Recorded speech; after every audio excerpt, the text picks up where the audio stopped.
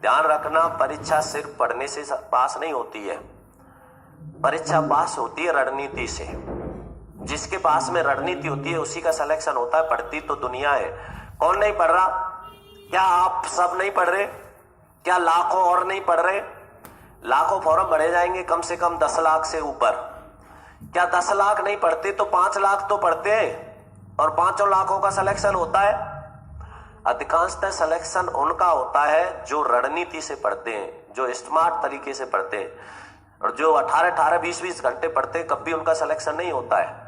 वो सिर्फ 18-20 घंटे पढ़ते ही रह जाते हैं। और ये बात मैं कह रहा हूं, ये बात आप भी बताओ, क्या आपके बीच में ऐसे मित्र नहीं है क्या जो रात और दिन पढ़ते हैं और उनका आज तक सिलेक्शन नहीं हुआ?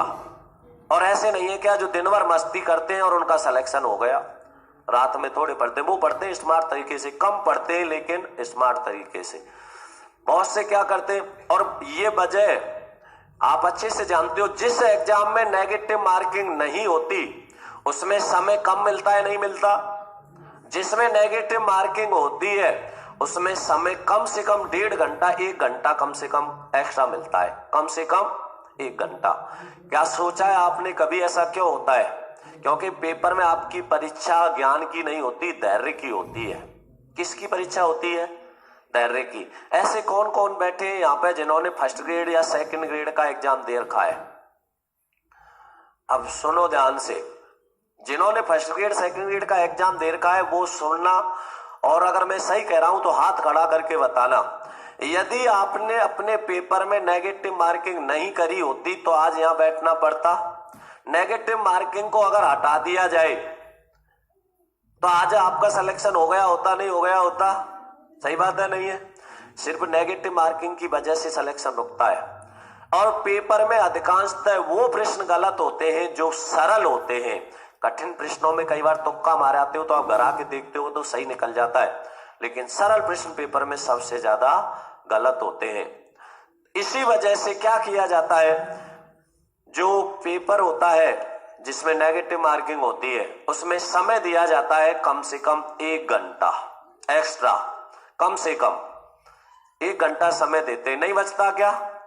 और 1 घंटा बचा, मान लो आपने एक बार में कोई पेपर हल किया, आप 70% पेपर को एक बार में हल कर देते हो, और आप अच्छे से जानते हो मेरिट कितने पे जाती है? 70 से 80 के बीच में। कितने परसेंट पे जाती है मेरिट आपकी? 70 से 80 के बीच में ही जाती है, नहीं जाती?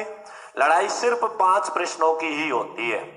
जो रणनीति बना के पढ़ता है, जो रणनीति से पढ़ता है वो 70 से 75 आराम से पहुंच जाता है, और जो रट के पढ़ता है या जो 12-12, 14-14, 16-16 घंटे रात और दिन किताबों में रटता रहता है वो 70 से 65 पे आ जाता है। उसका कारण क्या होता है ध्यान से समझना। मैं ये चीज बताता नहीं लेकिन थोड़ा सा छेड़ दिया इसलिए बता रहा हूं, समझ लेना। 1 घंटा एक्स्ट्रा टाइम इसलिए दिया जाता है कि वो वहां पर परीक्षा होती है तुम्हारे धैर्य की। और धैर्य की परीक्षा क्या होती है? जब भी आप पेपर देने जाते हो, ऐसा कौन है जो सिर्फ 1 पेन लेके जाता है? अधिकांशतः सभी 4 पेन लेके जाते हैं। और 4 पेन लेके क्यों जाते हैं कि बाय द वे एक बंद हो गया तो, दूसरा बंद हो गया तो। नेगेटिव तो तुम तब हो जाते हो जब घर से जाते हो। मैं आपको सच्चाई बता रहा हूं, मैं जितने भी एग्जाम दिए मैं कभी पेन ही लेके नहीं गया। क्यों नहीं लेके गया? कि मुझे अच्छे से पता होता है मेरे पड़ोसी के पास में 4 पेन होंगे। क्या ऐसे समय पे आपको कोई पेन की मना कर सकता है? आप मांगो मत, आप अगर उसको पता लग गया, थोड़ी सी शक्ल ऐसी बना लो रोई सी, तो वो अपने आप देगा, खुद ही दे देगा कि क्या बात है भाई साहब, मैंने यार पेन भूल गया मैं जल्दी में। अरे लो, 2 लो, 1 नहीं 2 पेन लो। तो आपने पेन ले लिया, जैसे आप पेपर को हल करोगे, जैसे आपका पेपर एक बार में जितना हल हो गया, मान लो एक बार में आपने 70% पेपर हल कर दिया, जो प्रश्न सही होना होता है वो एक बार में ही सही हो जाता है। दोबारा ज्यादा दिमाग लगाते हैं, सही को भी काट के क्या करे आते हो? करते हो नहीं करते? ये बहुत महत्वपूर्ण बातें बता रहा हूं मैं, मेरे खुद की जीवन की बातें, अनुभव बता रहा हूं जो आपके बहुत काम आएगा, समझना। आप क्या करोगे फिर? आपने किसी से पेन लिया, एक बार में आपने 70% पेपर हल कर दिया। 70% पेपर हल करने के बाद में तुम्हारे पास में समय बचता है क्या? 1 घंटा कम से कम। उनकी बता रहा हूं पहले जो नेगेटिव मार्किंग वाले होते हैं। 1 घंटा समय बचा तो आप 1 घंटे में ऐसा करते हो कि पेपर को बंद कर दिया, ओएमआर शीट बंद करके और पेन बंद करके रख दिया और शांति से बैठे हो। क्या करोगे? पेपर को दोबारा पढ़ोगे, और दोबारा पढ़ोगे तो आप क्या करोगे? दोबारा पढ़ रहे हो उस पेपर को 10 से 15 मिनट में पूरा पढ़ लोगे। 10 से 15 मिनट में, लास्ट 20 मिनट में पूरा पेपर पढ़ जाएगा और 10 प्रश्न और जोड़ लोगे आप। 70 से कितने कर दिए? 80। फिर समय कितना बचा? कम से कम 40 मिनट। फिर पेपर को पूरे को दोबारा पढ़ोगे, 10 और जोड़ दिए, कितने कर दिए? 100 में से 90। फिर भी समय बचता है तो बहुत से महानुभाव तो यूं कहते हैं 10 को क्यों छोड़े, कर दो पूरे 100। करने सिर्फ कितने चाहिए थे उसको? प्लस सिर्फ 5, और कितने कर दिए? प्लस 30। अब इस 30 की नेगेटिव मार्किंग कितनी होगी? 10। 70 से कहां आ गया वो?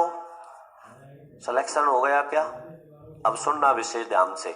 यदि 70 किए उसने, 5 प्रश्नों की उनकी रिस्क ले लेता, 5 नहीं 10 की रिस्क ले लेता। कौन से? जिनके 2 तो पक्के बताए कि ये हो सकते हैं या 2 नहीं हो सकते। ऐसे प्रश्न नहीं निकलते क्या 10-12, जिनका हमें ये तो पक्का पता हो जाता है कि ये 2 तो नहीं होंगे लेकिन ये 2 हो सकते हैं। उन 2 में से रिस्क ले रहे हो तो आप 10 प्रश्नों की रिस्क ले सकते हो, और 10 प्रश्नों में से 2 का पता है, सिर्फ कम से कम 5 सही निकलेंगे। 5 गलत निकले तो 5 की नेगेटिव मार्किंग कितनी होगी? 1.66।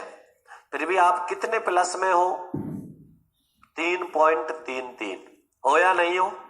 इस प्रकार सिलेक्शन के लिए रणनीति बनानी पड़ती है, और तुम क्या कर देते हो? आगे बढ़ते जाते हो। अब सुनो, जिसमें नेगेटिव मार्किंग नहीं होती, जिसमें नेगेटिव मार्किंग नहीं होती उसमें समय नहीं दिया जाता। बचता है क्या समय? प्रश्न ही हल नहीं हो पाते पूरे।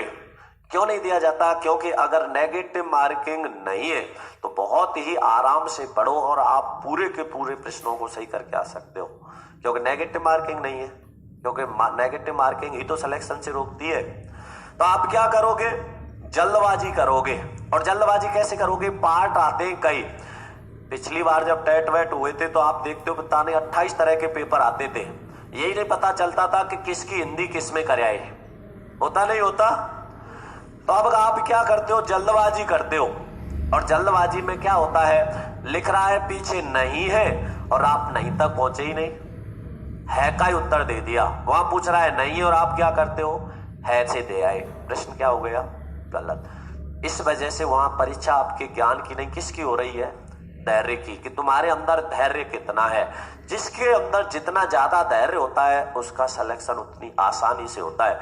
इस वजह से ज्यादा पढ़ने वाले का सिलेक्शन नहीं हो पाता, कम और रणनीति बनाकर धैर्य से पढ़ने वाले का सिलेक्शन हो जाता है। इसलिए सिर्फ पढ़ाई से ही नहीं होता, रणनीति भी बननी होनी चाहिए। मैंने अधिकांश लड़कों से लड़कियों से सुना है कि सर साइकोलॉजी याद होती नहीं है, सबसे सरल विषय है, और आप उसकी कह रहे हो याद नहीं होती। सबसे सरल विषय ही साइकोलॉजी है, जो याद करने की जरूरत ही नहीं पड़ती, उसको जीना पड़ता है, अनुभव लेना पड़ता है उसका। मैं खुद कह रहा हूं मुझे सबसे कठिन सब्जेक्ट लगती साइकोलॉजी थी, लेकिन जब उसको समझा सबसे सरल विषय, क्योंकि जन्म से वृद्धावस्था तक हमारे जीवन पर ही तो आधारित है। लोग कहते हैं परिभाषा रटते, याद ही नहीं होती। रटनी नहीं है, रचनाकार है जो परिभाषा का लेखक है उसका ध्यान रखो, और कोई हर परिभाषा में, हर लेखक की परिभाषा में कोई एक महत्वपूर्ण शब्द नहीं होता, उस शब्द को रखो याद और लेखक को याद रखो, परिभाषा याद ही नहीं करनी। जैसे आप कहते हो मनुष्य जन्म से लेके वृद्धावस्था तक कुछ ना कुछ सीखता है, इसका मतलब क्या है? जन्म से लेके वृद्धावस्था तक कुछ ना कुछ करता है, नहीं करता?